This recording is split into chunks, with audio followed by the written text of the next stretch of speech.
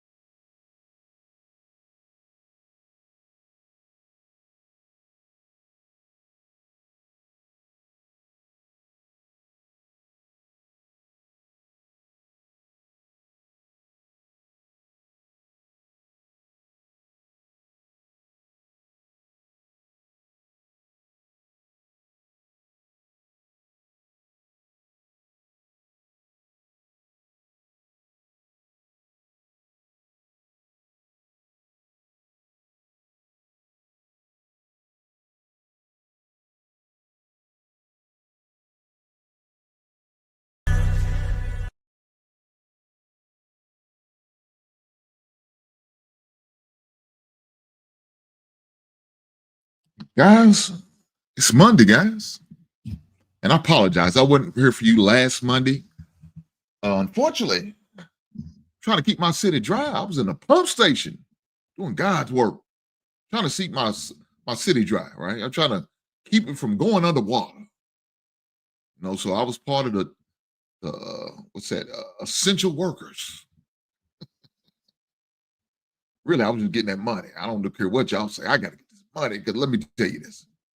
Unfortunately, I'm not at that level on YouTube just yet where I can let my job go and I can depend on YouTube and my subscribers to support me and my collectibles and my albums and this beautiful home, my beautiful wife, and my kids.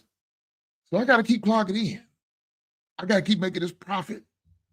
I got to keep pointing to my pension. Damn it, I'm not done just yet. Now, I hit that 20-year mark in my job. I'm gonna leave it alone because some of my coworkers may be saying something. I may be watching, say, well, he's gonna quit when he hit year 20. That's not the case. Doesn't mean I'm not gonna be thinking about it. Retirement. I can't wait. That being said, let me bring up another old ninja who's my co-host tonight. I'm not close to retirement, but I know he's an old ninja like me. Old ninja, welcome to the show. What's going on, man? I ain't that close. I got some ways to go, brother. I got some ways I try to put some. I try to put some birthdays on you, didn't I? Yes, you did, but it's okay. I think you got the show on YouTube. I think it's giving us a playback. Oh, okay. Let me turn it down a little bit. How about that? So, yeah, okay. Sounds good. But man, hey man, good to have you again, brother. I know we had you last week. We didn't get to do a week before last. Let me say that. Week before last. I think it's still echoing. You might have to mute it. Oh, you got playing on YouTube. I'm on. I'm not sure what's going on. Okay, because it seemed like a feedback. Okay. I'm gonna take you off. Hold on, I got a speaker. That's why I'm gonna take you off the speaker. That might help. Okay. All right. Let me see. How about now? Okay. Much better? Yeah. I don't hear it. We good. We good. We in the good. We in the good. Okay. But last week we didn't get to do one show on sports. It really wasn't nothing really popping off. Really, you know what I'm saying? It was just not really. Not really. About the same what's going on this week. Let's keep it honest. Let's keep it honest. Yeah. We got a few people in the building. Shout out to my brother Mandre. Every once in a while he'll show up over here. I mean, I'm trying to figure out if we beef because every once in a while he'll show up. You know what I'm saying? He'll say some wild stuff because he's a wild dude. But it is what it is. Brother Ricky, man. Shout out to Brother Ricky. And man, let me say this. Brother Ricky, hook a brother up, man. So if y'all didn't get to see the opportunity to see the basement members, if you ain't a basement member, shame on you. But if you are, you got to present the album that my brother Ricky blessed me with. Now, I'm not going to say what the album is because you basement members don't tell nobody. Keep that to yourself because that was just for you guys who decided to pay. But for you non-paying Negroes who didn't know, when I present it and make an album of the week, I will let you know what album Ricky blessed me with. I'm not going to say. But brother Ricky, thank you again. I appreciate it. Hey, how was your weekend, brother? How was it? It was good, man. Had the young man with me this weekend, and he put me on some game with the Xbox. You know, he's been trying to drag me back into the video gaming world. You know what I don't get, man? I think I got the only kid on earth that like NBA Live more than 2K, man. Like, I just sitting there like, you like the only one. You got to be the only one I know still playing NBA Live, man. But that's him. And I might have blew up a spot on an accident, man. I walked into the room. A young man was conversing with a young lady, and I let it slip. I said, "Oh, is that woo woo?" And he said, "Hey, man," he said, "I might have dry snitched on my son. I think he had a new one in the pipeline, and I ran my mouth, man. I might owe him some mics for that one, bro." Yeah, you might have to. I don't know why you didn't learn less when it happened to you. I don't know why you doing him like that. Why you repeating the bad cycle that our parents did to us? Oh man, look! Don't try to guess no name. Just say, is that young lady? I just said, don't even say a name. Just say, is that young lady? Well, I think the thing is, man, is the one he was involved with messing with the last year or so is a really good young lady. You know, got a good head on her shoulders. Ain't out here on the sexy red playing, you know what I'm saying? So making good choices with the young ladies. So I'm trying to keep her in the rotation, you know what I'm saying, before he start wandering out here with these scallywags, man.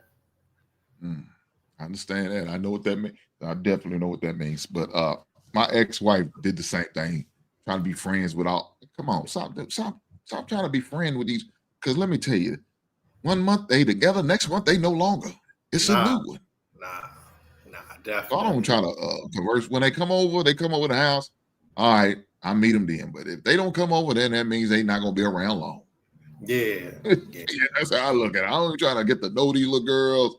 You know, nothing against them, but I just right. What's your name? Okay. I don't even need to memorize it because I know you may not last long. You may be out of here by this time next month. So I'm just gonna say, hey, how you doing? Nice to meet you. You know what I'm saying? Keep it moving. He'll let me know when he's serious about one. Yes. You know, when he had a high school event come up, a dance, a prom, and she's still around, yeah, I know he's somewhat serious about her. But if she don't make it, yeah, she was just he was a groupie and she didn't last long. I leave it there. Speaking of my son, my weekend consists of going to a record show and going to his basketball game in Columbus, Indiana. Oof. So that was my weekend. Okay. Of course, when I came home, I watched a little bit of college basketball. Unfortunately, my second team didn't win, which is Kentucky Wildcats. They did not win. They lost to Alabama. So, but that's a different story. But you know, my sons and my first team, and they lost too. Oh man. So it's funny. He came over. We was trying to fill out this FAFSA work. So guys, let me say this now. If you got a kid in college, I don't care if they're on scholarship, if they whatever it is, make sure every year you fill out that FAFSA paperwork so they can get all the opportunities of extra grant money, scholarship money, or any monies that is afforded to them. Take the time to fill out the paperwork. So he came home. We was gonna fill out the paperwork. He came home. Forgot his password, and I told his ass, put that goddamn thing in your phone. I'm trying to memorize it. I don't even try. I don't even try no more, brother. I got it in my phone, man. I just write it in notes, man. If I get hacked, I suppose I get hacked or whatever. But damn, I ain't gonna remember none of that, man. That's crazy. So he didn't do it like normal. He didn't listen. And he learned the hard way. So then he tried to reset it over to the house. They said it's supposed to be ready by 11. So we sit here talking about the game now. We talking about the game. And he said, Daddy, do you think it's wrong? I said, look, I know why you keep blaming yourself. I understand because you're the leader. You're the point guard. That's what you do. But at the end of the day, there's certain things you shouldn't blame yourself on. And if they're good teammates, they can read between the lines. And whoever made the mistake, they know they did it. You ain't got to say no more. They know. Yep. You know, unless they show they don't show accountability, don't bring it to them. If they not showing accountability, then you say, hey, dude, you know, I took the blame on the front street, but then we all know you should have made that shot and you should have dropped the ball. You should have did this. You should have did that. Yeah. So it was one of these situations. I probably, I probably should have downloaded. I didn't. I didn't think about it. So they was up by 16, 8 minutes left in the game. They up by 16. Me and another parent, excuse me. Give me a second. Yep. We talking about it. Man, we get them up by 20. This team gonna fold. It's only the third year in existence. The third year this school had a basketball program. I ain't gonna say any sport because they had other sports before, but this is the third year now with their basketball program between girls and the boys. So they knew, right? They knew they not established too much. They knew, and you know with the newness, you getting high school guys and young kids that just coming in. So they was up by 16, and all of a sudden they started to get lazy, lackadaisical, shooting threes instead of going to the basket. So, dude, y'all in a double bonus, man. 6 minutes left in the game. Why are we shooting threes? Don't even waste our goddamn time. You're in a double bonus. 6 minutes left. I'm going to the basket, and the only way we're gonna shoot a three is if the shot clock says 1 on it, and I gotta fire it up. Well, that ain't what we did. We decided to continue to do that. Continue to get what got us there. They won't continue shooting threes. They didn't make no adjustments. Coach said, why y'all shooting threes? Shoot another three, I'll take you out. Guess what? He was taking cats in and out because they kept shooting threes. Come on, guys. What we doing here? So, long story short, they cut it down to 4. They inbound the ball. I don't know what my son was thinking about. He was being lazy and didn't think they was going to pressure him. They down by 4 with less than a minute to go. What do you think they got it? They ain't had no to do but to pressure. If they can't get the steal, they got to foul. Well, he being lackadaisical. They threw the ball and dude came back around and stole it from him and hit the shot. Now they cut it down to 2. So now we up by 2. We come down, take a mid-range shot. We miss.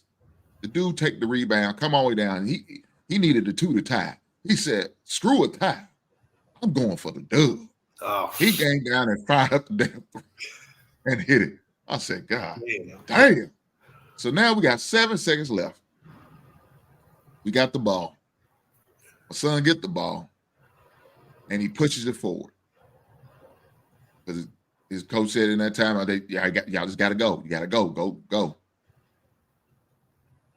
Well, that's what he did. So he pushed it forward, gave it to a guy. Really, he walked on the play. They didn't call it. You know what I'm saying? They didn't call it, so he had a chance to take a shot. He shot, he missed, got the rebound because there was only two people down there, him and another guy. That was it. Got the rebound, trying to put it up, then the time ran out. Damn. But he didn't really try to put it. I said, dude, he tried to pass. He would look, because by then one of the other teammates got down in the corner. He was going to pass for a three. Dude, it wasn't enough time for that. You had 7 seconds.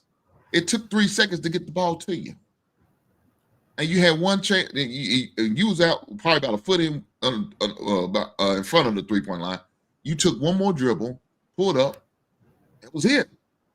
You even got the right rebound. Could have tipped it in. You probably couldn't pull it down and then put it. You couldn't have that time for all that. But he at least had time to maybe tip it in. No, he was looking for the pass. I said, God. And my son said, he hit it on his chest. That's what he did when he said, my fault. I knew why you said it. And look, I understand what you was doing. You know what I'm saying? They didn't want to put you at the free throw line. I think in that game he was 70%. Normally he's 90%, but he missed 2 technical foul free throws. I'm like, what are you doing? Oh, wow. Well, that's part of him blaming himself. We said that I missed them free throws. I said, yeah, I know. I said, look, I said, after that tech, you didn't miss another free throw. You hit your next 6 free throws. So I'm not worried about that. That tech was a long time ago. That tech didn't make that much of a difference. Yep. Not that part of the game it didn't. So we had plenty of time. You hit the next free throws because he did what he showed to do. I was yelling, go to the basket. Don't settle for 3. Go to the basket. I said, keep the ball in your hands. Go to the basket. Yeah. Whether they want to listen to coach, I can't tell them what to do. They're not my sons. I said, you my son. You know what to do. Looked up the clock. He shook his head. He already knew. I ain't got to say no more. He going to the basket. But he said, man, Daddy, should I gave that ball up? I said, Hank, no, you shouldn't. I said, I prefer you not to. Now, I don't know. What did your coach call? He said nothing. He said, we just got to go to the basket. Okay.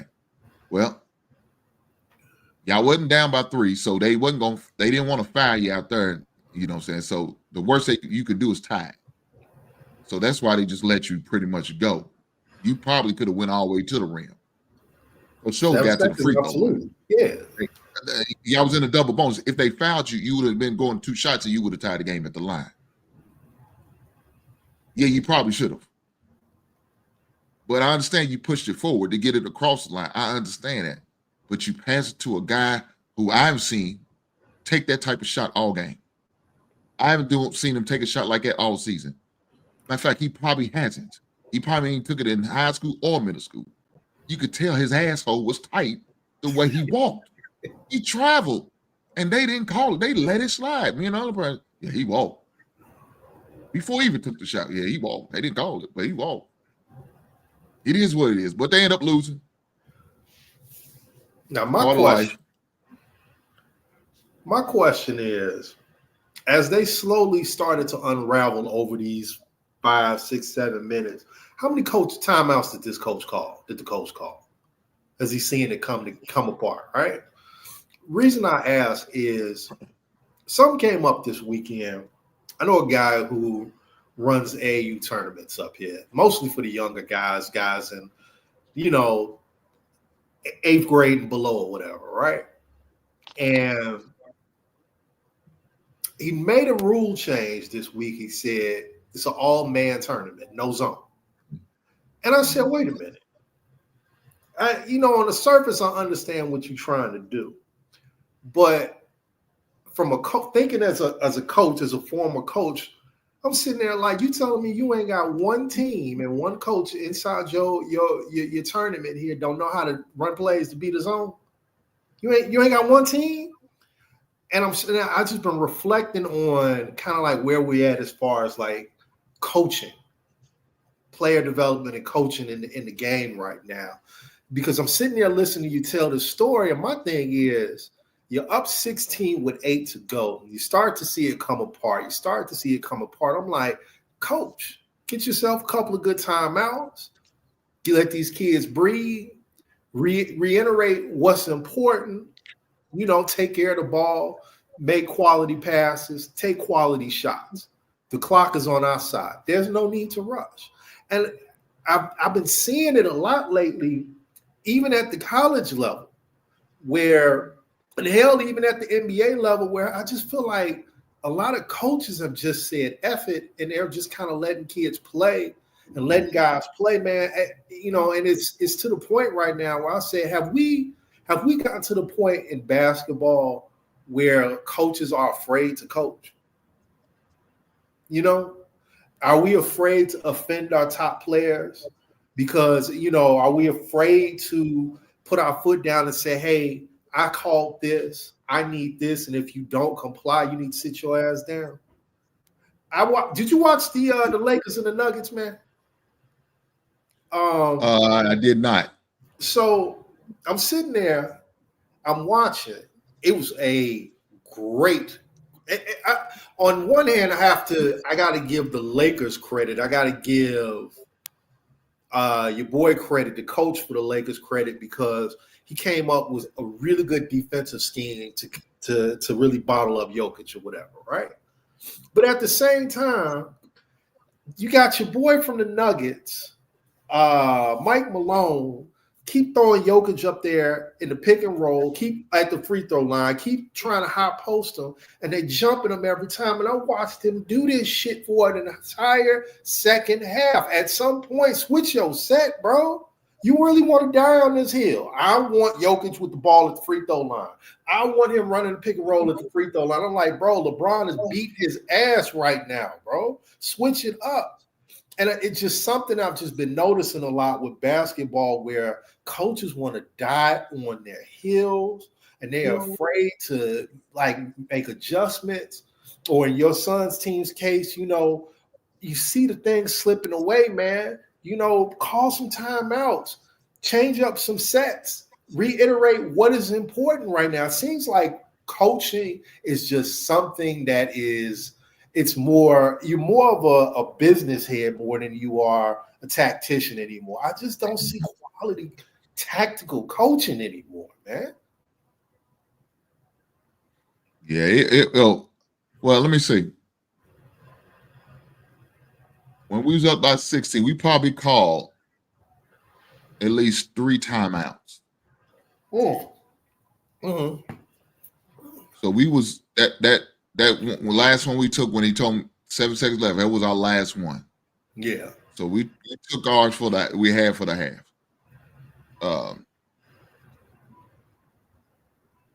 And it was, I don't know. Some of these guys' basketball IQ was real questionable. Oh yeah, that was just gonna say that. Yeah, because I'm sitting here hearing you tell the story. I'm sitting here. Yeah, I don't want to say nothing to my son. I don't want to say nothing to my son because you saying that now you're going to try to almost like pin him against his teammates. Yeah, and that's definitely not what I want to do. Because he's going to have practice. He got to play. He got to deal with it. But on the outside looking in. Yeah, that's the thing. I'm sitting here hearing you tell the story and listening to it unfold. And I'm sitting here thinking about if I was the coach, because I've been in this situation before, right? And I almost found myself squaring up with a kid. But it's just, I'm just sitting in my mind and I'm sitting there thinking about sitting in the huddle and we lose in the game and pissing it away because we taking bad 3-point shots. And I'm sitting there, I've said this the first time, that second timeout, I'm just looking very casually like, first motherfucker shoot a 3-pointer is going to be sitting next to me. That's literally all what I would say. First motherfucker shoot a 3-pointer, you're sitting next to me. Try me. Like, move the ball. Take some time off the clock. Get quality shots. But I like I said, I wasn't there. I didn't hear what the coach was saying, but that would have been my mindset. Because I see that, you see that all the time at the high school level, the elementary school level, where like you just sitting there watching melt away, and you like, bro, like, what are y'all doing? Why are you taking 35-foot 3-pointers, man? But like I said, the more I watch it, the more it frustrates me because it just seems like tactical coaching and authoritarian coaching is just not. It's a lost art, man. It's an absolute lost art. Yeah, for sure. And speaking of coaching, I want a clip I definitely want to show. But before we get there, I want to talk about this first, man. Since we're in talking amongst the college realm, Fresno State had to remove and suspend 2 of their men's basketball players for scoring and removing a third one in the midst of a gambling investigation. I don't know if you heard about that, or not. I did. Yes, I did. Unfortunately, these are the situations when you deal with legalized gambling of sports, and especially the college sports. These are the things that college coach fears. These are the things that ADs fear. These are things institutions fear. You know what I'm saying? Stuff like this. You remember back in the days when we had the what's his name? The old referee, Timothy something. Tim Donahue, I think his name was. It's Tim something. Yeah. He was involved in that, and I remember watching the 30 for 30. I'm like, damn, that is crazy. You know what I'm saying? We all remember Pete Rose, right? Kept him out of the Hall of Fame because of his gambling. Yep. Paul Hornung, who is from the great city of Louisville, went played at Fly J and also played at Notre Dame and was a Packer, a former Green Bay Packer. Fuck Green Bay, but that's a different conversation. Always.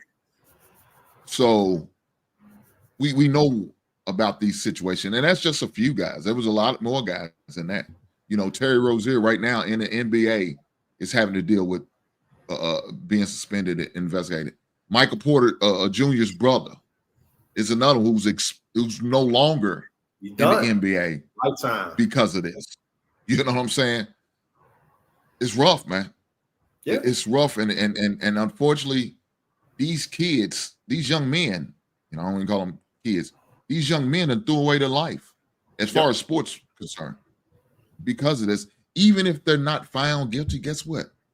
People gonna think at the back of their mind, well, this is a possibility. He may do it, or he did do it. And he just may got away because they didn't have enough evidence, or whatever the case may be. It might be one of them OJ situation where. Let me stop there. Let me stop. Let me stop.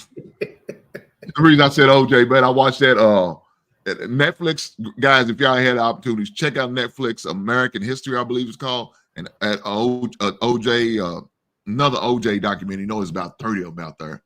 But look, this one went in a little bit more detail now. I mean, a little more than out because I haven't never heard Chris Darden interview. I had never heard Mark Furman interview. Yeah, since the trial, since the situation. And both of these guys was on this documentary. I was surprised. A couple of officers who's part of the investigation did a documentary, was part of the documentary. OJ's agent at the time was part of the documentary. So it was crazy. Of course, that not Johnny Cochran, but that other black guy that was on the part of the bug-eyed dude with the voice smell like he been smoking Newport for 35 years. Yes, sir. He's part of the interview. So some guys that I have never heard or seen doing an interview before and never seen them in no other documentary for some reason was on this one.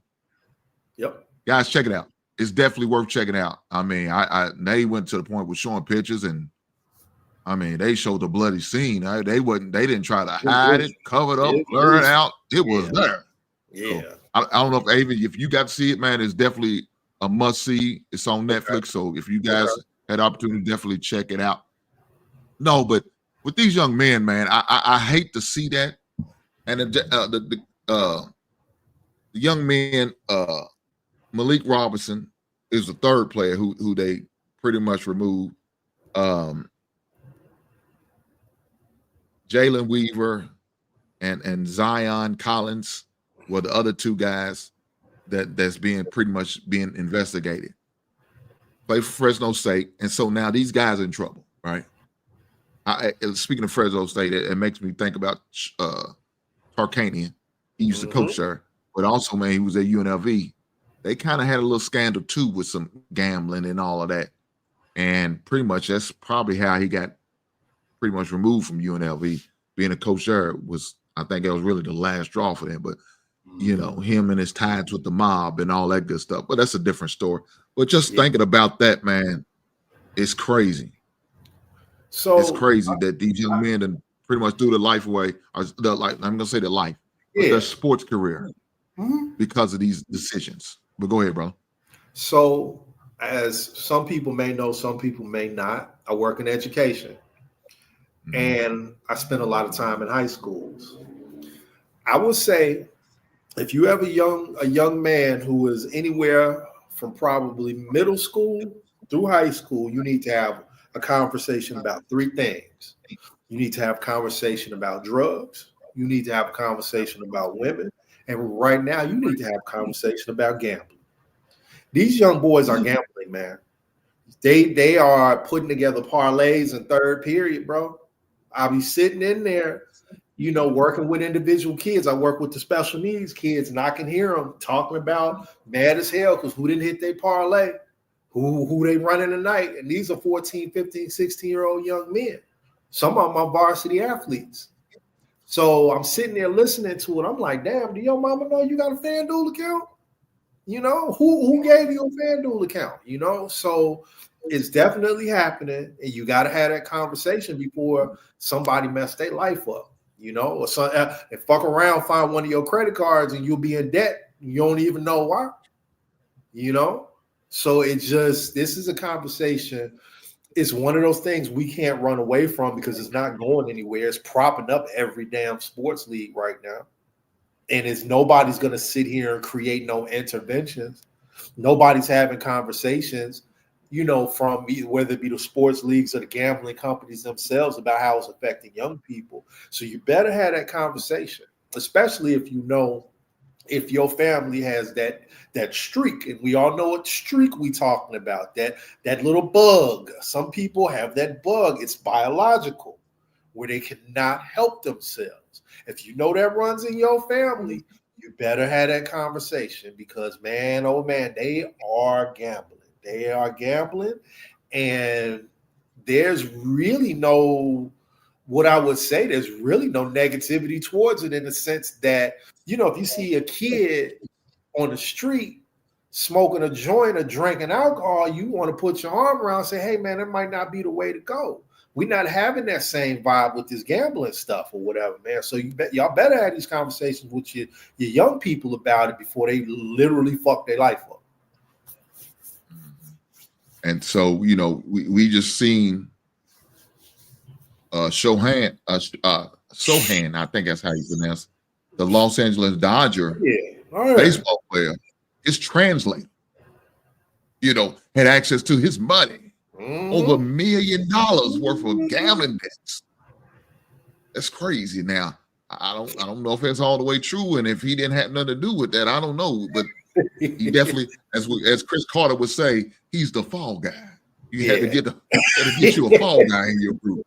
And so his translator, he might have got the Jordan package, man. You remember Mike had to go play baseball for a little while. He might have got the Jordan package, man. Just saying. Yes, sir. So, you know, you have those situations, man. And like you said, that was definitely a good word of wisdom that you definitely have to do with these young fellas out here, young ladies too, because we ain't gonna exclude like these girls can't go out there definitely and get a pick three going. You know what I'm saying? He can't act like they can't go out there and get a pick three going. We can't do that. You know, anybody can, as long as they have the access and the means. So yes, definitely a thing to do, man. But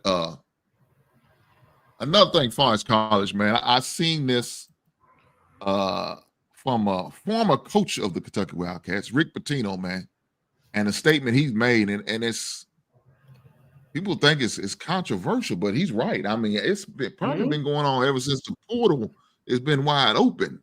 But this is true, not even just in basketball, in all sports. But let me play this clip, man.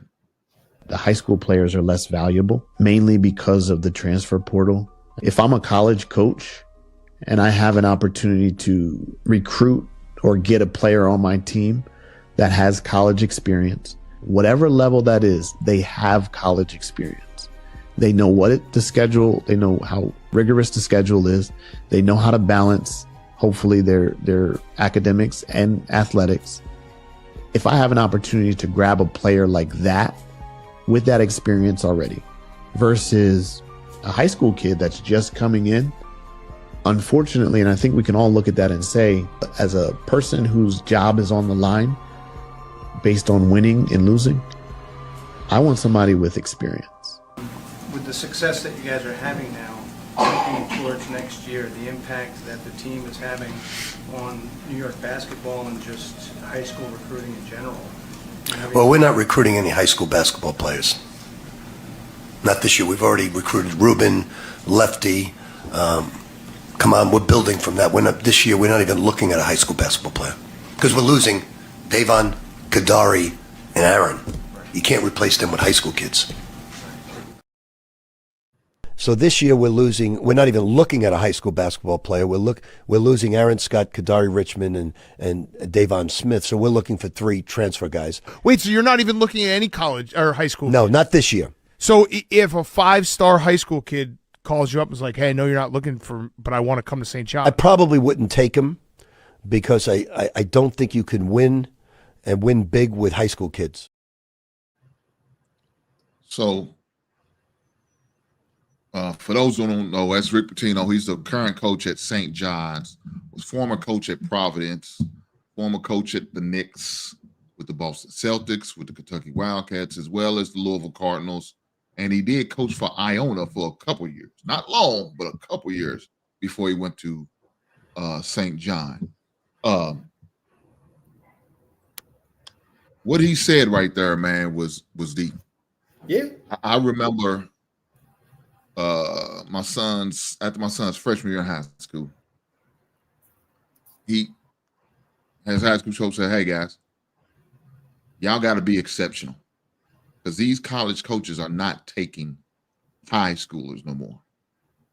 Once they open that portal up where you don't have to sit out anytime, you could transfer. You be there for 1 year, don't like the way they practice you, you go to a new school without no penalties or nothing. That opened it up. Now it's like a free agency. I'll go this smaller school for 2 years to get that experience, to get my grades right, get my eligibility right, to get my game right, and then now I'm going to transfer a bigger school. I got 2 years, maybe 3 years left. They just changed the rule now. They changed the rule where they get 4 years of the non-JUCO years now. So you play sports for damn near 7 years if you want to now. So it's a whole new level. So now you high schoolers, why would I take you? Yep. Because I don't know how you're gonna respond once you get on campus. Is the lights gonna be too big? Well, guess what? These transfer, I know the lights ain't big because they already been established 1 or 2 years. They already got their feet wet. They already know how to schedule and time manage. Yeah. They already know the importance of getting your studies and making sure you get enough rest, making sure you're eating right, you sleeping right. You know what I'm saying? Making sure you balance home life as well as sports life. They understand they need to talk to their teacher, professor, and let them know when we're about to go on the road and when we're going to be at home. If we're going to be late for a class and what to do and worry about being on time for online classes. They already know, hey, don't schedule no classes 8 o'clock or 9 o'clock. Make sure your class is 10 o'clock or later. They know that already. Why? Because they've been in it. You freshmen mess around, let them schedule a 8:45 class, knowing the night before you had a long one. Knowing you just went to a red cup party. Hey, we ain't got to talk about it. They know what I'm talking about. They know what I mean when I say it. Yes, indeed. And then you got to be at class on Monday. Yep. Yeah, that don't look good. I'm just saying. Yeah. But these guys who's already been in a fire, they already know what it is. So guess who you think coach gonna get that guy? He gonna get him. He's not gonna be swayed by the lights and all the glamour and the girls coming to him because he's already dealt with that. He's been over there. He done got a year or two under his belt. Now he's a professional. Yep. You knew guys, a pretty little girl come your way. Hey. Now you melting, well, falling apart. You love struck. You staying the night over way too much and coming late to classes. Damn, they're missing practice. Coach ain't want to deal with that when I ain't got to. Let me get this old head over here. Yep. He's just a sophomore, but he's considered an old head. And he know what to do. He knows the expectations. And we'll roll. So these kids you gotta be tough. You gotta get the return on investment now with the NIL. Yeah. It was different 5-10 years ago where it was just scholarship money at that point. You just roll the dice on the kid and say, hey, I get a 17-year-old kid, you know what I'm saying? A full ride. He don't work out, put his ass out the program, give the next 18-year-old a full ride. Now they got to write you a check. Now they got to write you an NIL check, and they want that return on investment, and they got to make sure you are worth the money. I just saw it play out at my old high school, man. Quarterback took them close to almost 2 games before the state championship. Kid is second team All-State, first team All-City, putting up numbers like you would never believe. Boy, going to JUCO, man. Going to JUCO because I got an undersized quarterback from high school who I don't know if he's going to even be able to functionally play the position in college. Or I could go find somebody who's a redshirt sophomore who I know have slinged the ball under the lights. And more kids are going to have to make peace with this, man. They're going to have to make peace with going to the JUCO level to make sure that they are worthy of being college athletes now. Just think about the swing and miss ratio before we had NIL, man. You go back and look at these recruiting services, man. Look at 5-star, 4-star, 3-star. Half them kids in the top 50, man, probably even touch the field. Half of them get on campus, get locked up, don't know what to do. You know what I'm saying? Just out here, man. I was a kid that would play ball with my nephew, man. I can see why they don't want freshmen no more because they don't know what the hell they getting once you get outside your mama's house. Kid that wound up, he was a linebacker. And you can look this one up because it's probably one of the funniest damn stories I ever heard in my life about a freshman football player. He got a full ride to go down to Florida. First month on campus, they down there partying, getting drunk. And this dumb motherfucker decides he wants to get into a barking contest with a damn police dog. A damn police dog. You and a damn police dog barking at each other, and they lock his ass up. And now he's suspended, and he can't play. And, that's the shit they trying to avoid. You know what I'm saying? We don't want to spend all this time going out, recruiting you, training you, putting you down. You know what I'm saying? And then all of a sudden you got the maturity of a damn 9-year-old. We don't know that until you get on campus. That's what they trying to figure out, man. That's what they trying to figure out. They don't want to blow these damn roster spots in this NIL on some damn 17-year-old kid who don't know up from down. And I don't blame them. I don't blame them because my damn job is on the line. My job is on the line, So I think like I said, the high school coaches, the parents are going to have very serious discussions with their young athletes about what is expected of them. And quite frankly, like you said, if you are not a 4-star or 5-star, you better make peace with that JUCO route because quite frankly, that's really all that's going to be left. Maybe Division III, Matter of fact, quite frankly, I think division, if you are not a mid-major or a you're not going to play Power 5, I would prioritize JUCO. I would prioritize, and if you're a good athlete, I would prioritize putting yourself to be in the best academic situation than letting the sports play out on its own. I see it all the time up here in the suburbs of Chicago, where these kids could be going to, say, your MAC schools, like your Western Michigan or your Northern Illinois or your Illinois State. They bypass that to go play in the Ivy League. What is your better outcome down there in 4 years? If you're down there, an average player at Illinois State, or you're about to walk out with a degree from Yale? Now, if you are a very good academic student, that's what I would prioritize. Prioritize where you are going to be the most effective academically, and if you are able to play at a high level, then when you get to junior, senior year, maybe you make that move. But if not, prioritize your post-athletic life. That's what I would tell kids. Yeah, I mean, let me say this. On any level, if you get a scholarship on any level, doesn't matter. You better be. You better I take it. remember back in the days. What's going on, GMT? Where guys would look down on Division 1, 2A. So that's where I went at. Murray State. Shout out to the Racers. They looked down on it. And when I came through, Kentucky, they said, well, Hank will take you, but you got to walk on. Walk on. Y'all 1 in 10.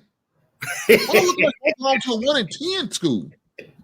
U of L, same way. I think they won 2 games that year. 2 and 10, 2 and 9. I said, man, I'm not walking. My mama can't afford to pay for school for 1 year. I said, I can't do it, coach. I can't afford to. Well, you can get these students. Man, you sound crazy. So then I said, oh, okay. Opportunity came where our wide receivers was being looked at by Murray State. And I so happened to shine that game. So now he wanted me to send tape. Now back in the day, hey, this is when you had to actually get the VHS tape to him because you couldn't go online and look. Put it in the big envelope. Send it on down. Yeah. I didn't have the options of DVDs then. We had the VHS tapes, and hopefully it go in one piece and make it. Yep. Yes, indeed. Wasn't no emails. He was sending hard copy letters. So, got that opportunity. It was a couple. Indiana State was a couple. One, Morehead State, where they was only giving partial scholarships. And that wasn't gonna work for me. Murray, I had an opportunity to last minute EKU, which is Eastern Kentucky, came in at the last minute. Illinois State was another one. But I said, look, I want to go somewhere where it's not a lot of people that I know going. I think it was probably only 2 of us going to that school. Well, no, 3 of us, but only 2 of us play football was going down to that school. And that's why I decided to go, because I seen the opportunity. And so I said I went where the opportunity would presented itself. So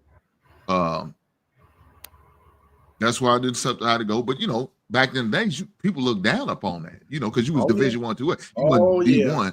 It was always a thing. You make it D1. But now, if somebody sit there and tell you that, say, oh man, you going to a big a major college, because that's what is considered now a major college. Because the frame is different. Because they're not giving out these scholarships to these high school kids. Nope. I wouldn't have got that opportunity. I wouldn't. I probably would have been in somewhere like Kentucky State, which is a Division 3, a Division 2. If I was coming out through this time right now, that's what I probably would have ended up doing, because they not going for the high schools. I mean, only levels going for the high schools is the NAIA, the Division 2s, and the Division 3s. Yep. They still take the high schools. And even those are far and in between. You know what I'm saying? Because guess what? They still getting them transfers. Yep. You know what I'm saying? They just transfer within the NA level. My son had a couple guys from other NAIA schools transfer his school. Mm-hmm. They just move around in the same type of level. It is what it is. Now I also seen some NAIAs move up to D2, and play on the D2 level and be successful. But it is what it is. Yeah, absolutely. They just not giving high school scholarships like that no more. Them days of believing in a high school guy, few and far between. Yeah, they just not doing it. Why? Because that portal is rich. They got way more kids at portal than they got scholarships out there to give. Yeah, and so there's gonna be like, I've seen somebody on said like right now in baseball, They said he had 19,000 kids in the portal. Ain't no 19,000 people looking for to give kids scholarships. So some of them kids are gonna be asked out. Oh yeah. Oh They have to yeah. either beg back into the current school they had, or they just have to just. I don't know what they're gonna do. I don't know what they're gonna do. It's a blessing and a curse, my brother. It's a blessing and a curse because we know what was happening prior to this, where you over recruit a position. Shit, that happened to me in high school. I wanted to go play at the big time high school powerhouse here, Mount Carmel High School here in Chicago. And I was told, oh yeah, we only bringing in 2 quarterbacks, man. I came as president. There was 6 of us in that damn camp, man. And so, back in the day, they can over recruit a position, have you sitting on a bench, have you tucked away. Can't do that. I don't know if you see, they're not even doing spring games no more because they don't want other teams to see what they got in the cupboard, man. I think it was USC and Nebraska said we're not even doing spring football game no more because they don't want guys other teams coming to the game and saying, that third string wide receiver you got there, let me have him real quick, So, yeah, man, it's a blessing and a curse in the sense that I always wanted the kids to be able to profit off their athletic ability and give them the freedom of movement so some asshole coach can't bury him on the bench because he don't run his shit the way he wanted ran, or he don't like the way he walk out the door after practice. That shit used to happen, But now it's a true meritocracy. Now it's an open market. And sometimes, this happens in the dating world, it happens in the business world. Sometimes your ass is worth a lot less than you think you are. And now, like I said, I think the kids don't understand that it's a business. It's a business at the high school level. And in certain places, it's a business at the damn elementary school level. We have to make our kids who are involved in sports understand that sports is a business. It's not. It stops being a business by the time when we stop, telling everybody that, giving everybody the participation trophy. Once people start getting hired and fired for wins and losses, it's a business.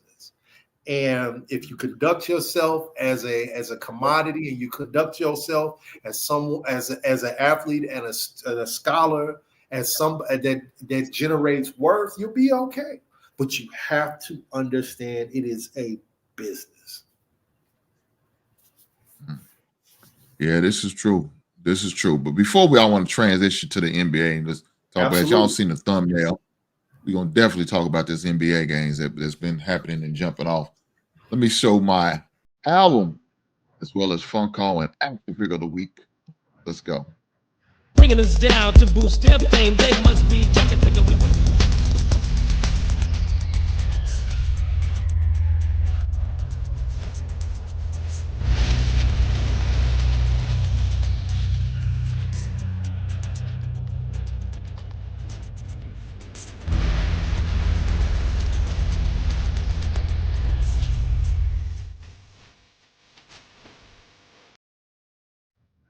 Bad in the USA. As I even just expressed to y'all, that's the album of the week. Yes, sir. Luke, that is a classic. Two Live Right Crew, banned in the USA. And my action figure Funko Pop of the week is a classic Sergeant Slaughter. I remember back in the days of wrestling. Yes, indeed. But he also was a character on G.I. Joe and a G.I. Joe movie. So shout out to the action figure and the album of the week. What my man J-Dub said, Two Live Crew. Yes, sir. Yes, sir. And Sergeant Slaughter. Yes, sir. Classics. Classic from back in the day. I remember that man went to court, took it to the Supreme Court for censorship, freedom of speech. He was being violated. And you know what he used? He used Flynn, Larry Flynn from Penthouse Magazine as his spokesperson. He said, hey, y'all did that man wrong. Now y'all trying to do me wrong. Don't censor me. But it didn't work because censorship was in full effect. Yeah. And that's when we started seeing them labels on your albums Oh When yeah, I was and 18, I couldn't I get want people. until I I was want people 18. to know this. I want people to know this. If they naturally, you think back in the 1980s, oh, it had to be them damn Republicans that was out there trying to put that stick on them albums. Nope, that was one and only Tipper Gore, the wife of one Al Gore, out there harassing these damn artists about the music and all that. You remember D. Sider sitting in Congress going crazy, you know what I'm saying? Talk crazy to Tipper Gore, man. Like that was the Democratic Party out here trying to keep musicians down. I want y'all to know that. I want y'all to remember that. Both sides play this game, man. With that being said, I just had to bring that out, make that out my album of the week, man. That was a classic. I remember that, how all that stuff went down. Two Live Crew was raunchy, man. We can't hide, we can't front that. I mean, just the album covers, let alone the music. The album covers. I remember him having a sensor over the girls' booty cheeks. Oh yeah. When they was up in them, and when they was up in them thong bikinis on, like, God damn. I'm out there getting a Woody at the record store. This ain't right. Exactly. But that's life. That's part of it, man. But without any further ado, let me make sure I recognize one of my biggest haters, aka Big Ant 11. He comes through with the $10 super chat. He said thought you was a I thought you was a deacon of the church and you listen to Two Live Crew. No wonder why you can't stay together as that people. Yeah. God damn. Yeah. Boy. Go to hell, Big Ant 11. But I appreciate the super chat. You didn't have to, you chose to. And I appreciate the blessings. Thank you, sir. But not only that, thank you for your service. He ain't shit, man. He ain't shit. But man, let me say this. Get to the NBA. Yes, indeed. Prayers going out to Greg Popovich, man. So for those who don't know, that he had a mild stroke. And he has been off, has been coaching. And as the news came out this past Saturday, he won't be coaching for the rest of the season. So he's pretty much shut down for the rest of the season. So I just want to say a special prayer, man, for Coach Pop and his family, man, and the Spurs organization, man. Great guy, Hall of Fame coach, man. Definitely always put a great product out on the court. Now, I know these past few years hasn't been too well for him. You know what I'm saying? They've been losing and getting the number one all picks past couple of years. But hopefully he can come back and roam the sidelines once again and maybe turn the program back around. We'll see. But with that being said, I just want to definitely make sure I acknowledge it, man. They got good pieces, man. They just brought Fox in. You know, the thing that's scary as hell is the thing with Wemby, man. Damn blood clot. You know what I'm saying? They done shut him down. Yeah. I don't know if you know, so it's just they've been just getting hit left and right with this bad medical news or whatever. But I think, you know, that they're primed to bring in, you know, I'm hearing the KD rumors that might be somewhere he wants to go, you know, but you never know. KD will play in China if if the deal is right, you know what I'm saying? But yeah. It's like, man, how many hits can they take, man? You know, your coach is down, your generational talent has got a season in them blood clot, man.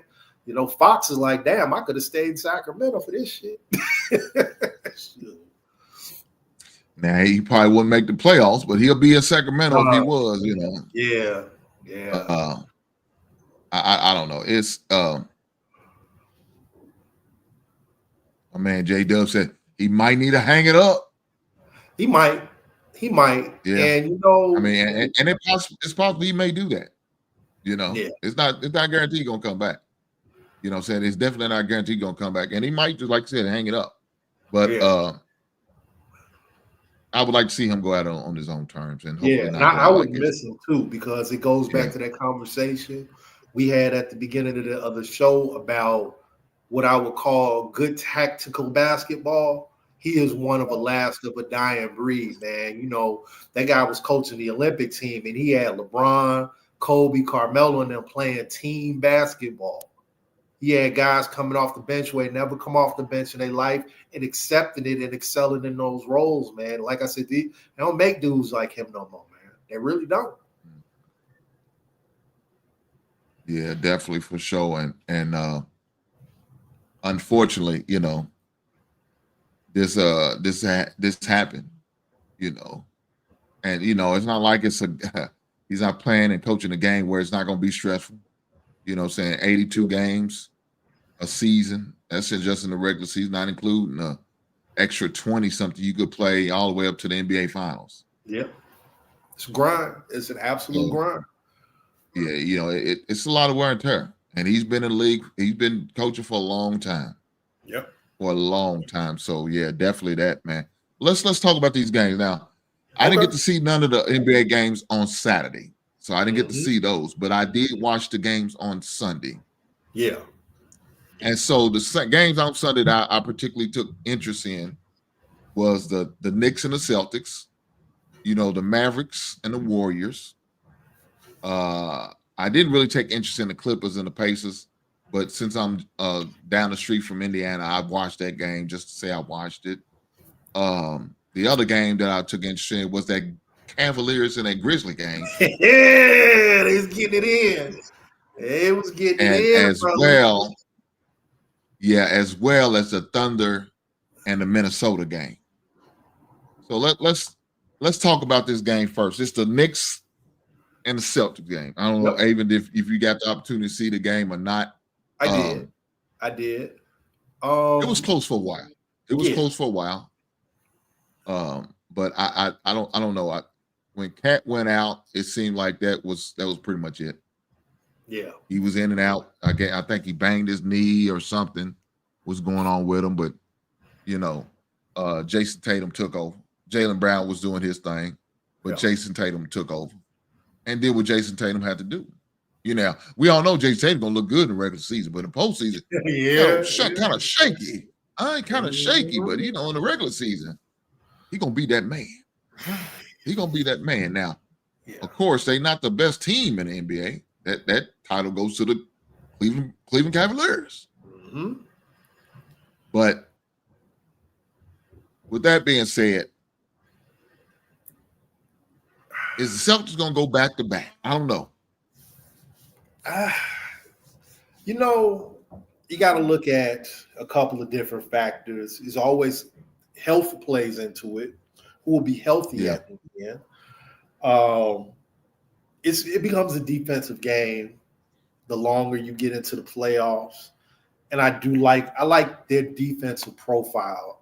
What everybody is like, oh, you know, Luka's in LA, and then they did beat the hell out of the Nuggets on Saturday. I watched that game, and I don't know if they gave the league the blueprint on how to contain Jokic, but they beat the hell out of that man. And the thing that really stuck out to me about that was like everybody got excited about the Lakers or whatever, but the Lakers, you asked me about Celtics, can they repeat? I believe they can because they can do three things. They can put the ball in the basket, they don't turn the ball over, and they protect the rim. The Lakers do not do that. The Knicks don't put the ball in the basket enough for me. And when I was watching that game, the thing that stood out to me is the thing that stood out to me about, you know, it's a Tom Thibodeau team. You cannot have your best player be a small guy. That was the thing with the Derrick Rose Bulls. Your best dude can't be 6'2", man. Your best dude cannot be 6 feet tall. Because once he's clamped, and it's coming from a place of bitterness because I had a damn parlay with Jalen Brunson in it and the son of a bitch couldn't hit 15 points. If you clamp, your best player gets clamped down and he's a 6'1" point guard, and where you go from there? Where do you go? So I don't see the Knicks being a title contender. I do see the Celtics being a title contender because, like I said, put the ball in the basket, keep other people from putting the ball in the basket, protect the rim. And from there on out, to me, I think maybe because they've been so good for so long this year, I don't see how we keep forgetting about the Thunder. They can put the ball in the basket. They stop other teams from putting the ball in the basket.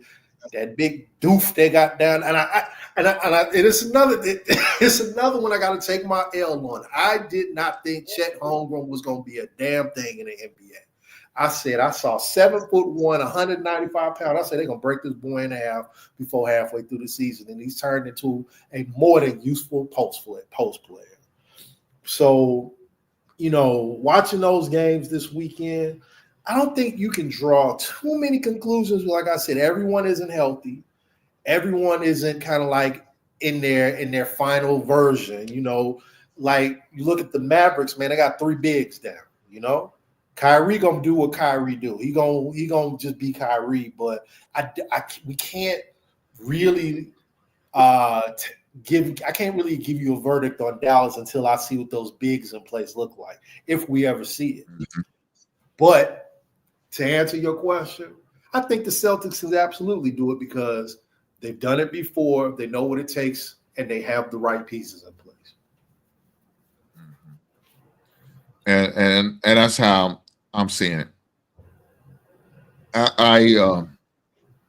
I like the Celtics. I like the way they play defense when they need to play the defense.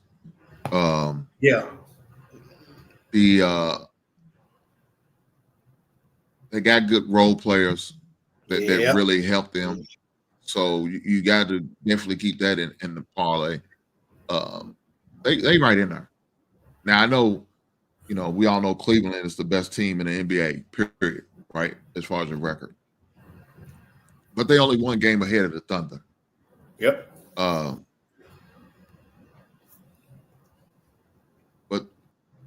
Cleveland, we got to worry about the postseason. Yep. They haven't fared too well the past 2 postseasons in Cleveland. They haven't. They win the first round, lose the second. Donovan Mitchell's first year, they didn't get out the first round. Last year they won the first round and then they lost in the second round. I don't know. I can't take them serious until I see them get to the NBA Eastern Conference Championship game. Same. I can't. To me, all this is nice, but it's just what it is. It looks nice. To me, they benefit from 2 things. They don't play in the strongest division, quite frankly. When you get to play the damn Bulls, quite frankly, And then here's another thing, right? Milwaukee ain't going nowhere. Milwaukee ain't going nowhere. I mean, they down, they fighting for their little playoff lives, but I'm not discounting any team with the big number 34 still running around out there. But the thing that concerns me about Cleveland, it's a big person's league, and they're small. And then the big guy that they have, he don't play big. Mobley does not play big all the time, man. He's very big, he's very skilled, but he doesn't play big. And then the power forward. You think Allen does, though? I think he does, but I think he's a heck. And in the playoffs, man, if you don't have big man depth, and you got this dude out here with 2 fouls in 6 minutes, you know what I'm saying? He's a bit of a hack, man. So, and there's nothing wrong with being a physical player, but you have to understand, you have to learn how to play without foul. And again, this comes from a place of bitterness because this son of a bitch loses me money all the time on parlays because he can't stay out of foul trouble. So it's just, Cleveland for me, I think they are. I think they remind me of those Bulls teams with those, just like the Knicks do, those Bulls teams where your best player is your point guard, and you're hoping everybody else falls in line. But if you take him out the game, what else do you have? I think if they fall short of the finals this year. I won't say win a championship. If they fall short of the finals, or at least a really strong Eastern Conference showing, that your Garland got to go. Garland got to go, man, because if you can't have two small guys dominating the basketball like that. I know he plays off the ball a lot, but what's more valuable to you as the Cleveland Cavaliers right now?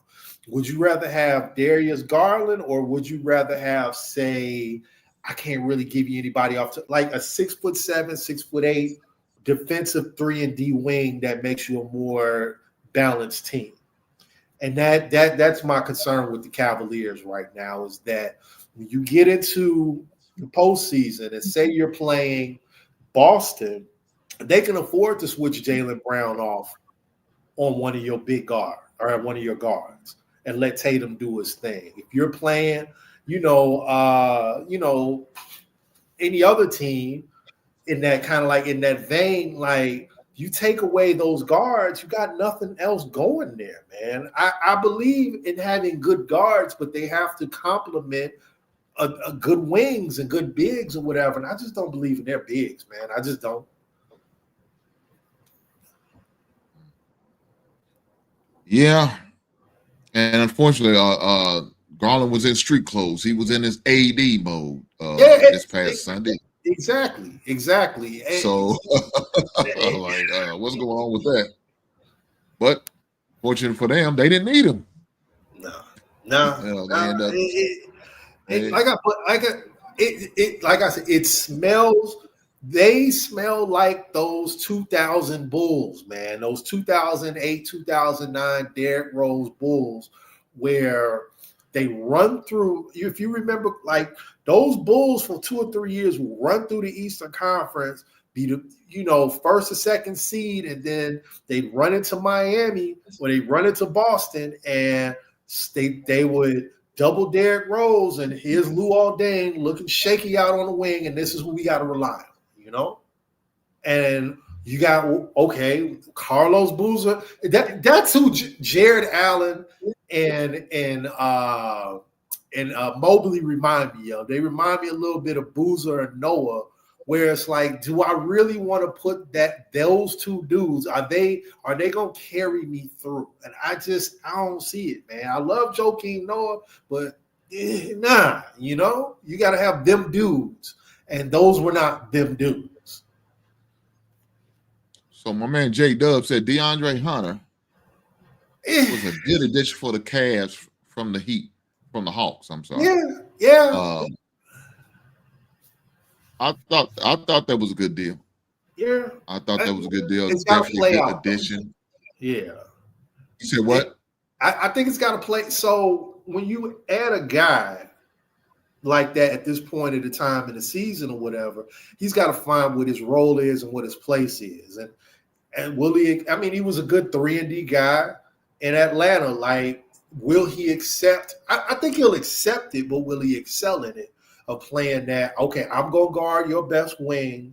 I'm going to be in this corner ready to knock down threes. And am I ready to be that glue guy? Every team needs their Iguodala. Every team needs that guy, whatever, man. And I don't know. When you throw things together, I won't say throw it together. It's not like they just stumbled into it, but I don't know. It just, like I said, the Cavaliers smell like them Bulls. They smell like them Bulls, and I just can't see it right now, man. Well, speaking of Iguodala, he got his jersey number retired. Well deserved. The other day. So shout out to Iguodala for that accomplishment that happened for him. Even had his former teammate out there said he wanted to be a part of the ceremony. See all this happen. So shout out to the Golden State Warriors for making that happen for him, man. I thought that was a great honor. Product of Springfield, Illinois. Oh, is he? Yeah, he's an Illinois kid, man.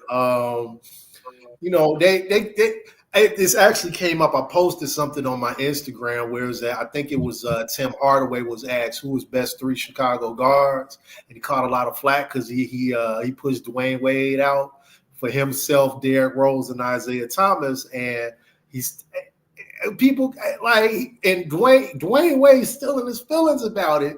A lot of it's real, like it's a thing, man. Chicago guys do not include suburban Chicago guys in that conversation, and they get really, really bitter about it, man. And I won't say the downstate guys, like the Iguodala's, and to an extent, Shawn Marion. Shawn Marion was a Northwest Indiana guy, which I guess is considered the greater Chicago area, or whatever. And then even like a guy like Darius Miles, who was from downstate Illinois, East St. Louis, whatever. They really like, sometimes they're like, wait a minute, I'm kind of from the area. And Chicago is like, nope, not having it, bro. You did not play in the Chicago Public League or the Chicago Catholic League. You are not a Chicago hooper.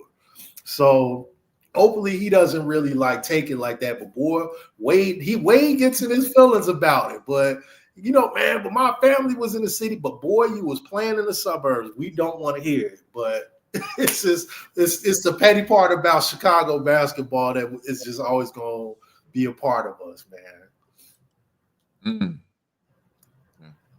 I know seeing that ceremony, man, it was good. I thought they really did a good job of acknowledging him and what he did and his MVP that he won for their NBA title, for that run that they definitely made for a few years with Golden State, man. So shout out to them.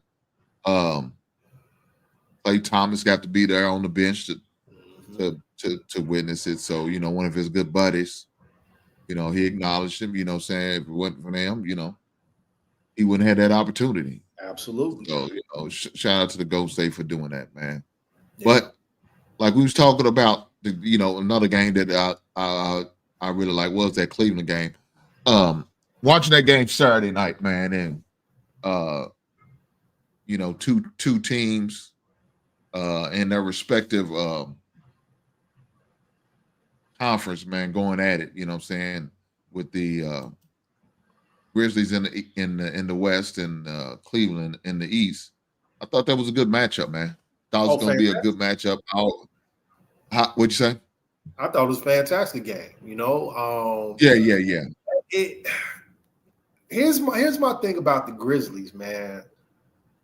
Is he really back? Is Ja really back, man? Like, he's back, but is he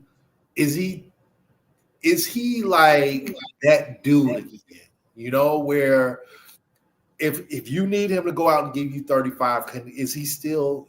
And it's crazy to say this about a young guy, but is he still that dude where he can go do that for you? You know, because come playoff time, you're gonna need him to be that guy. And it just, I don't know. I've just watched a couple of games, and it just seems like he's just, I won't say passive, but they got so used to him not being there that and it's a good thing that he's learned how to incorporate himself inside the team concept. But I'm just wondering, when the time comes in the playoffs, is he going to be able to go into Kyrie mode, or is he going to be able to go into Luka mode or SGA mode and give you 35 and not blink? And I'm a little concerned about that. Yeah, definitely. I don't know. Look, shout out to Ja. He's an Murray State alumnus. Yes, sir. Went to Murray State, and I remember my son and them had a tournament up there, a weekend, or almost like a camp/tournament. Yeah. And they got the opportunity to meet Ja while they was up there. So he was working out right before he's about to go to the draft.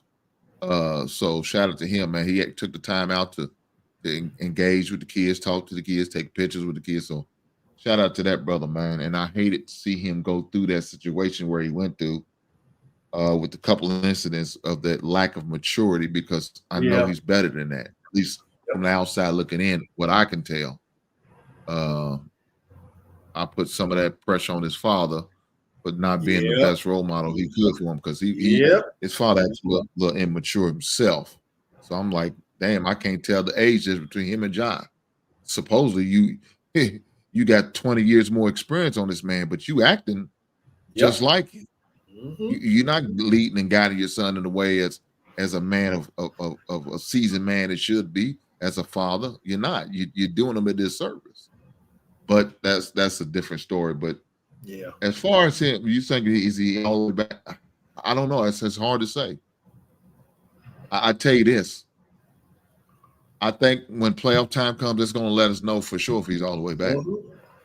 Because right now they could kind of, coast. They sit at a pretty decent spot right now. They sit in second in the West.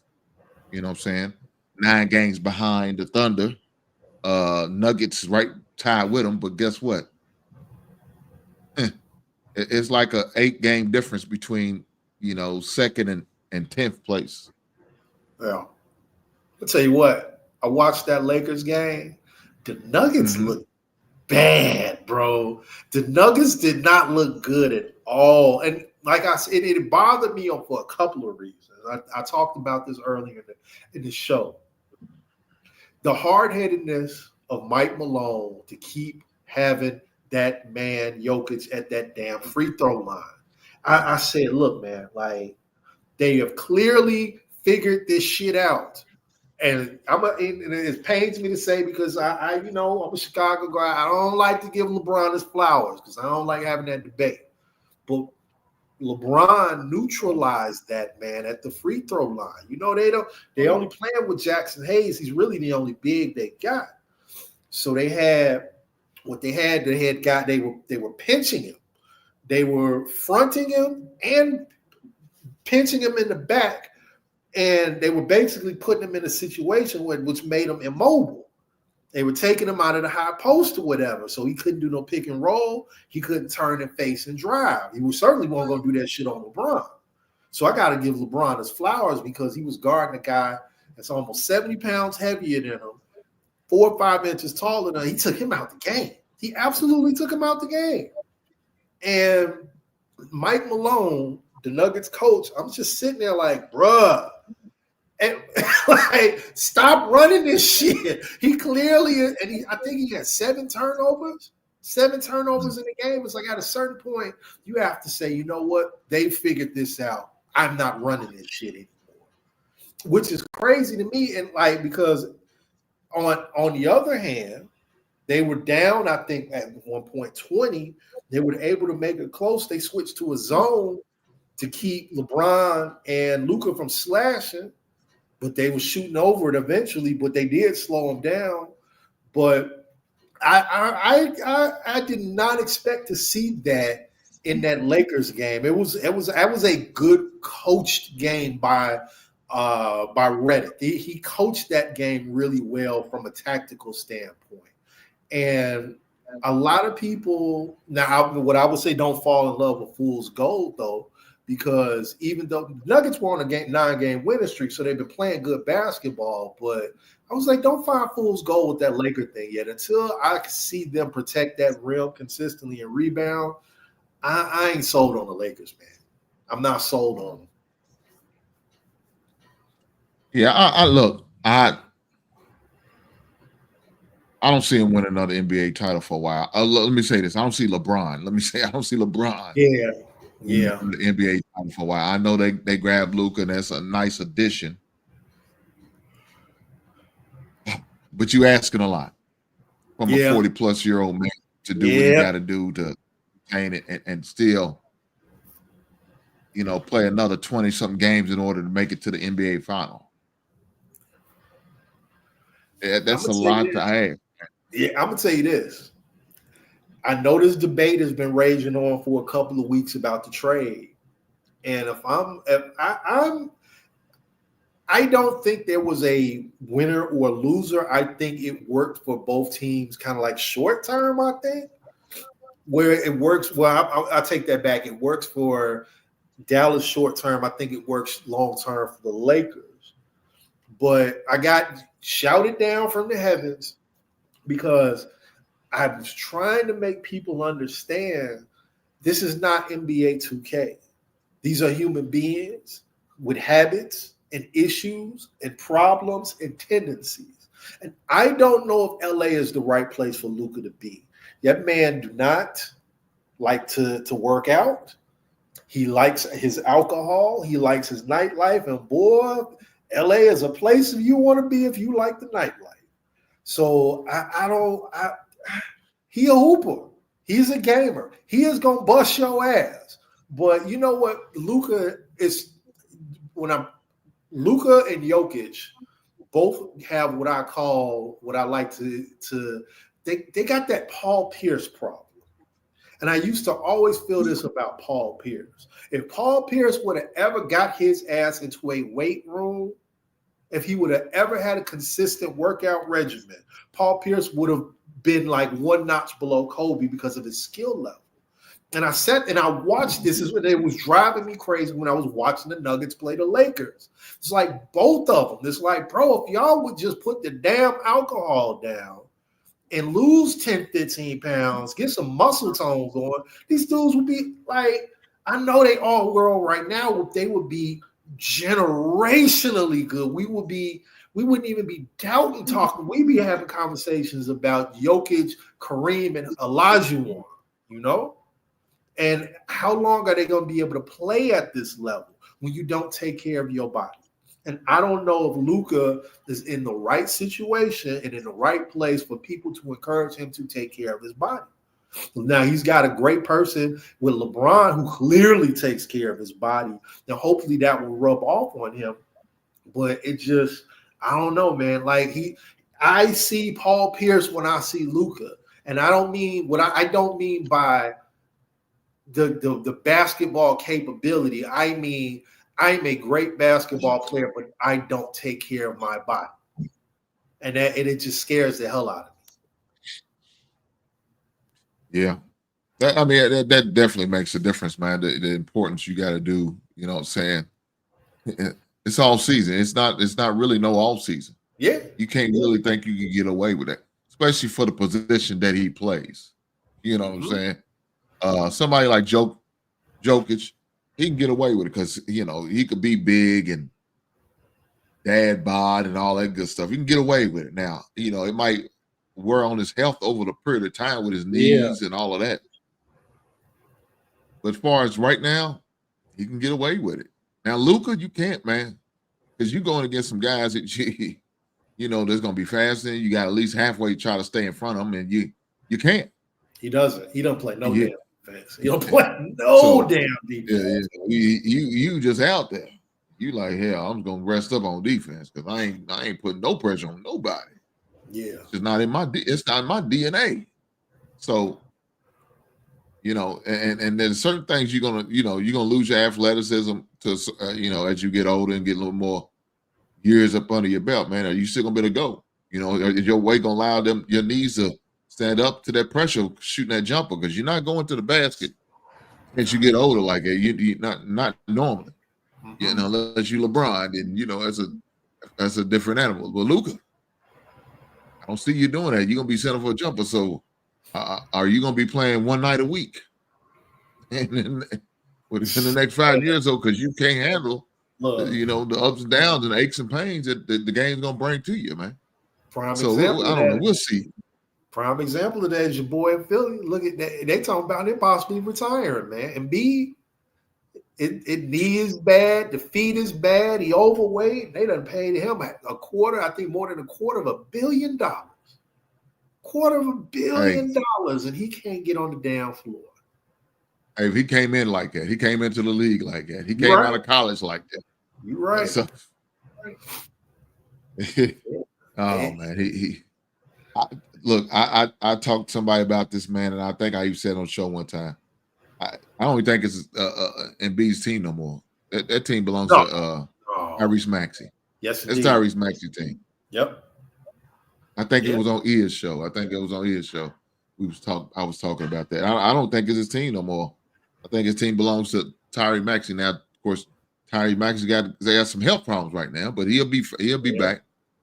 But I think Embiid's done, man. I mean, the man's average about 45 to 50 games a year. That's not gonna cut it. Right.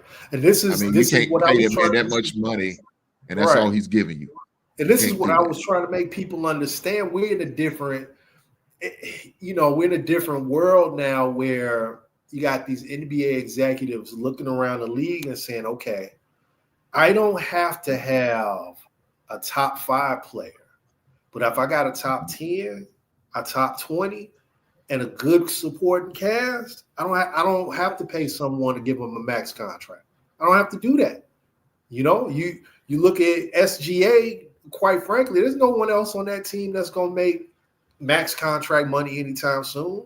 Maybe Chet, maybe, So teams are looking now and they say, okay, if I'm going to invest what is now easily over $250 million into my number one player, he's got to be able to answer the damn bell. He's got to be able to answer the bell at least. And when Dallas looked at his lifestyle and they looked at his habits, I think they said, I don't know if this is a good investment. And yes, they caught hell for it. But like I'm saying, if it turns out in the next 3, 4, 5 years that Luka is a good but not great player, and they can't find anyone to surround him with and maintain, your number one player will always be the setting of your culture, right? Everybody on the 90s Bulls got into the gym to start lifting weights because Mike got into the gym and started lifting weights. When you go down to Miami in that Heat culture, everyone down there was in shape because LeBron was in shape. If your number one guy is drinking beer in the locker room after game, what incentive do you have as a supporting cast or a sport role player? To what standard are you living up to? And teams are paying attention to it now because the money is over $250 million guaranteed. And you look at New Orleans with Zion. They don't know what the hell they got with him down there. Look at Philly, Hell, look at the Clippers, man. They invested all this money in Kawhi. He break down every week.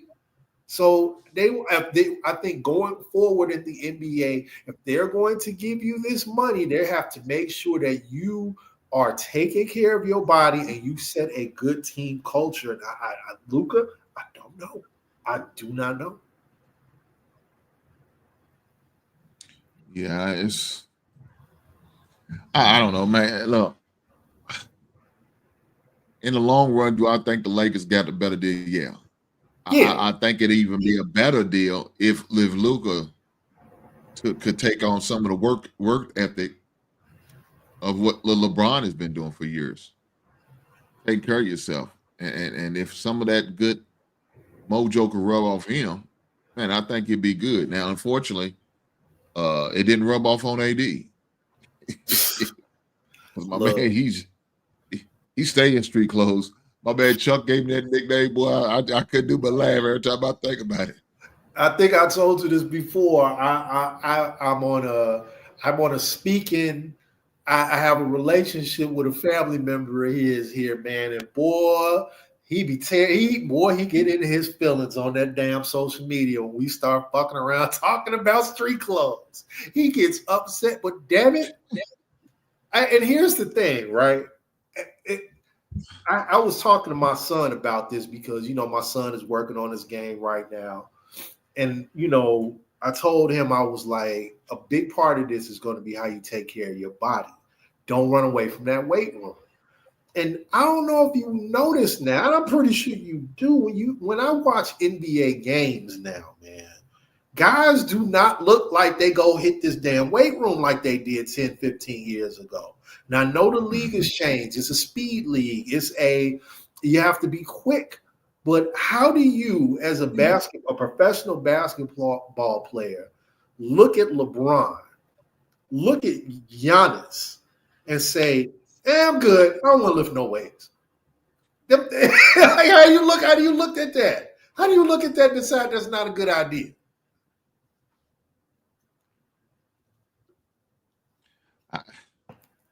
I don't know what to tell you, man. But I think that's the model some of them has adopted, and I don't think it's going to be successful for them. Not for sure. Yeah. You know what I'm saying? And I know y'all load manage. Yeah, You know, that's I know, my thing. I know you got 82 games. You only want to play 45 of them. I understand that, but hey, that ain't gonna work either. Especially if y'all want some of these incentives and getting these max contracts when it's required for you to play so many games a year in order to get these all pros, first team all NBA or you know what I'm saying, MVPs or whatever the case may be. You got to play a certain amount of games. They got a minimum amount of games you got to be able to play. 6th man of the year, comeback player of the year, you know, rookie of the year, you know, and whatever different awards that they have. You got to play so many games. That ain't gonna cut it, man. And so if you want to be able to get that max, that super max, you got to be first team. Yeah. In order to be first team, you got to play a certain amount of games. So y'all guys may want to, like you said, get in that weight room, get in shape, make sure you up a top-notch ability, make sure you at your peak ability at least to be able to play the amount of games that you need to play and perform in order to get these big contracts. I don't understand. Like, and you know what? I see it. I mean, you watch your son play high school basketball the last couple of years, man. Like, the weight room was absolutely transformative for my younger cousin that played D2. You know, like freshman year, he's 135 pounds, man. By the time he walked out of there, he was 6'2", 6'3", about 175, 180. It was transformative for him, man. You know, and it like I said, it worked with durability. It helped with versatility, as being able to guard different positions. Like, my thing is, I was watching our city championship here, and I was like, damn, it don't look like these boys even have done a push-up. Like, I don't get it. But like I said, I think maybe it's part of the culture now of not really wanting to be bulky, not wanting to, but I don't understand how you can't see how it helps you as an athlete to not be in the best possible shape you can be. I don't get it. I do not get it, man. Me neither. Hey, but with that being said, look, unfortunately, this Wednesday will not be doing a show because my son has a playoff game. They in a conference playoff game, 6:00 on Wednesday. So what I think I may be doing, if they show it online, hopefully they will, because sometimes they give me access, sometimes they don't. Depends on the school. If they do, I'm gonna go live, but I'm gonna just stream the game. Please do. So this is the game we have. Shawnee State. Oh yeah, heard of that. They play on Wednesday in the conference playoff, and that's at Shawnee State. So 6 p.m. I will be going live, hopefully, and we'll be watching my son play, and hopefully they can win. We'll see. If not, the season's over with. We have to get ready for next year. Yeah. So that's all we can do. That's all we can do. But yeah, hopefully they win, but I will definitely be streaming it. Good luck to the young man. 5 p.m. Central. Yes, sir. Appreciate it. And so that's what we're going to do, basketball. Take care of that basketball. You know, and you know, he does a pretty good job of that. That's not usually a problem for him of turnovers. Matter of fact, I'll read you the stats from this past Saturday he had. I mean, it wasn't too bad of a stat. He texted, "Daddy, I scored this. I said, but boy, did y'all win? No, we didn't win. I said, that's right, you didn't. I said, I don't care about how many you scored if you don't win. You know, tell me the score after how many points you scored after you won. Yep. I'll be willing to listen. But if you don't win, that don't mean anything to me. You know how it is. You gotta win. That's what it's all about. We don't come here just to say we showed up and do all that. We come to win. We want to win. And so you didn't win. You didn't take care of your business. But here, let me see. Let me pull up the stat line to pull up the box score. So this is what he had. He played 40 minutes. So that means he didn't get no foul trouble. Normally get in foul trouble. He play about usually between 30 to 35.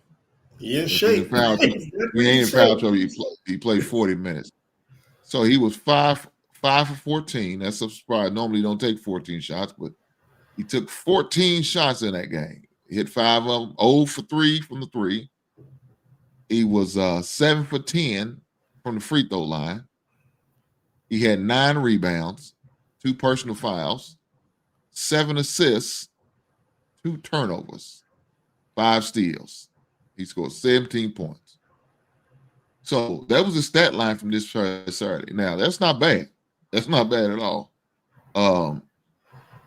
He did what he had to do.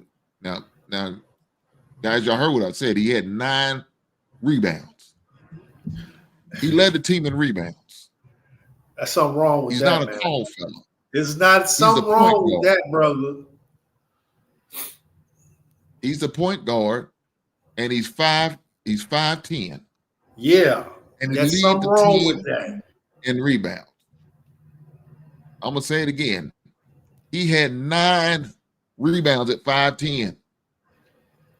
We got 6'11" guys. We got 5'11" guys. 6'5" guys, 6'6" guys, 6'9" guys. We got all those guys.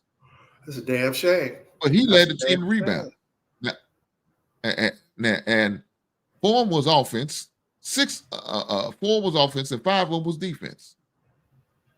Again, he had 7 assists, 2 turnovers. That's good. Yeah. He dropped 7 times and only had 2 turnovers in 40 minutes. He's active, but anybody over 6'5" should be ashamed of themselves that your damn 5'10" point guard is out rebounding. You should be ashamed of yourself. You should be ashamed. That's not including the 5 steals he had. Oh, He had 5 steals. he's out there playing defense. He's not just just rebound the ball just to go take it.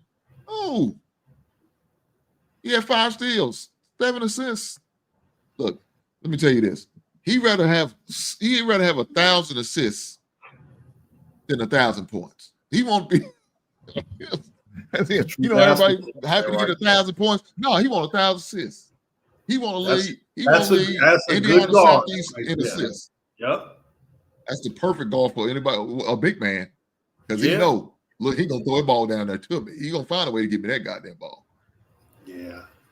And he probably would have had. I don't know about you, brother, but if I'm a 6 foot and some change guard, and I got 6'5", 6'9", 6'11", and I'm out rebounds, somebody's gonna hear some shit out of my mouth, man. Somebody, I got a problem with that. Man. And hey, you know something? Even when he makes mistakes, Ocho won't take him out. Why? Because I know that dude gonna go in there and put his nose in there and get a rebound. Yep. He gonna take a charge. Yep. He gonna take a charge. He gonna sacrifice his body. He gonna get down there and get dirty. It doesn't matter.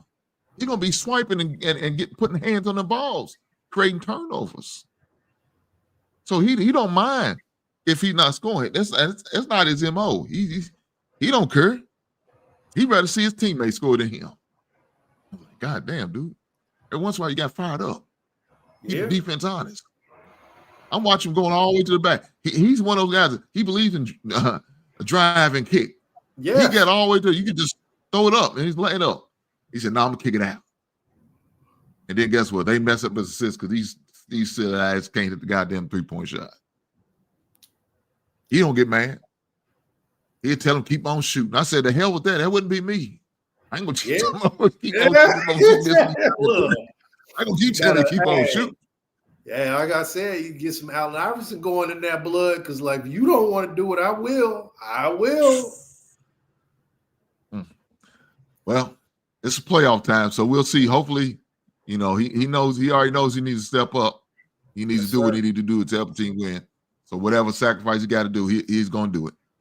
All right. That's exactly what it sounds like. That's exactly what it sounds like. Yes. He was 3 assists and 1 rebound away from getting a triple-double. Well, maybe he get it this weekend. Hopefully he get that and a win. We'll see. All right. We'll see. But hey, I appreciate once again, man, being here on a good Monday, man, talking sports and rocking out with us again, man. I know you're trying to get back into the scene. Yes, and indeed. what better way to do it is talk about what God loves, football and basketball. Hell yeah. Shoot, mess around. I got a little bit of baseball in me too, man. Shit. Oh shit. Yeah. But Yeah, man. I don't talk much baseball, but if I know. if I decide to start talking, I'll make sure you're up here. I'm slightly encouraged about what my Cubs are doing right now. Slightly. Yes, sir, man. Well, the season's right around the corner, man. Yes, indeed. It's right there. I mean, we got a minor league team down here in Louisville. That's a minor league team for the Cincinnati Reds. They starting up next week. Now that I think about it, I think they play the first game next week. Low key, dark horse team to beat in the Central, man. Them Reds, that boy, that shortstop. Ooh, Jesus, he is good, man. That young man on the Reds, that young brother, he is gonna be something. Hey, I got his jersey. Yeah, I seen him play. I said, I got to get that dude's jersey. Yeah. He played about, I think, I got to see one of his 3 games he played when he was down here in the minor leagues. Yeah. Said, where's the dude going? He said, that dude's tough. Where he playing? He's going back to the Reds. He said, yeah. He said he won't be down here long. 3 days later, they called him up. I said, damn. Yeah, he and the crazy thing is there's 2 of them in the division. The Pirates got a 6'7" shortstop, big boy playing shortstop. He's good too, man. It's a shortstop division, man. We got Swanson playing shortstop. He's not bad. So it's gonna come down to, are they competitive by June, and will the owners spend a little bit money to make some trades come around June? That's what it always comes to. That's what it's come down to with the Cubs for the past 4 or 5 years. Is, are they competitive by June, and will they do something about it? And we'll see. For sure. Well, with that being said, I will catch you, ladies and gentlemen. Yes, indeed. On Wednesday, man, we'll do it. Go live, watch my son game, and hopefully they win. With that being said, I'll catch you on the next one. Right on. All right, big brother. All right, man. Have a good night. Yes, sir. You too.